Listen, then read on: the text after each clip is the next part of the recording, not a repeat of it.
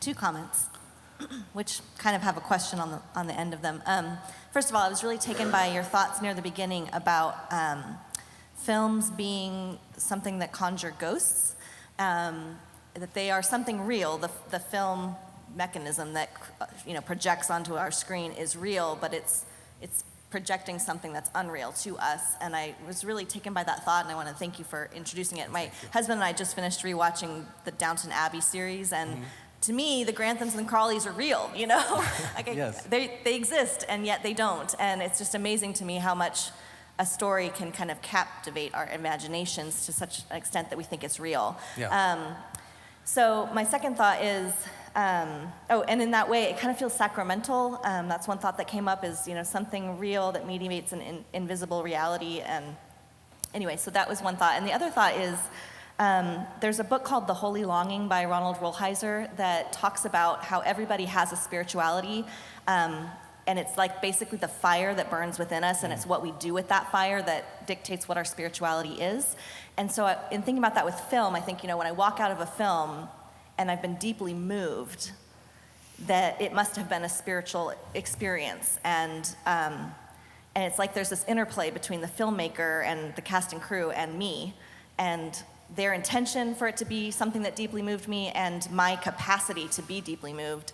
So it makes me think like maybe there could be a filter for how spiritual a film is based on how much we were kind of animated inside. Yeah. And if something just deadens us inside, then maybe it's not spiritual, or if it makes us go backwards versus makes us kind of go forward. Anyway, I just wonder what you think about that. I think that's a very interesting point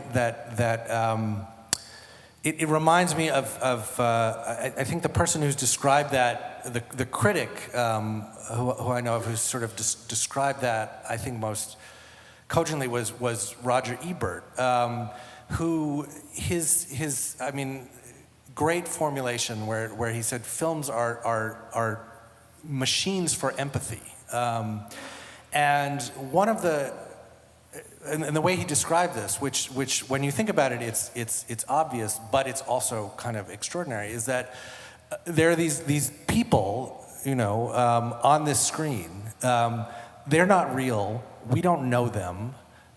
They mean nothing to us, but we care from one moment to the next about what happens to them, which is an extraordinary thing, and it's something that film is not the only art that does this. Certainly, literature, the novel, and the theater have this power. But there's something about the completeness of the illusion and the simultaneous reality and unreality of film, and just things like the way that movies can slow down or compress time that creates that kind of power. But that power can also be abused, and it can be used to deaden us, to cheapen our experience, to numb us to cruelty and cynicism, and without wanting to turn criticism into a kind of just simple set of moral or ethical or other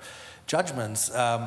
I think actually more and more the more I do this and the older I get, the more I think that matters, that the aesthetics of film, the way they tell their stories, the way they bring their images to us, the way that they depict versions of ourselves on the screen, matter a lot, and matter in a way that is ethical, moral, for that matter, political, and that we need to kind of talk about. I'm speaking of professional critics, because I think people who go to the movies talk about that stuff all the time. But in a way, sort of the rules of the guild suggest that we should be thinking about form, we should be thinking about aesthetics. We shouldn't go too far into this other stuff. But I think we need to at very least go and learn to go a little further than maybe we're in the habit of doing.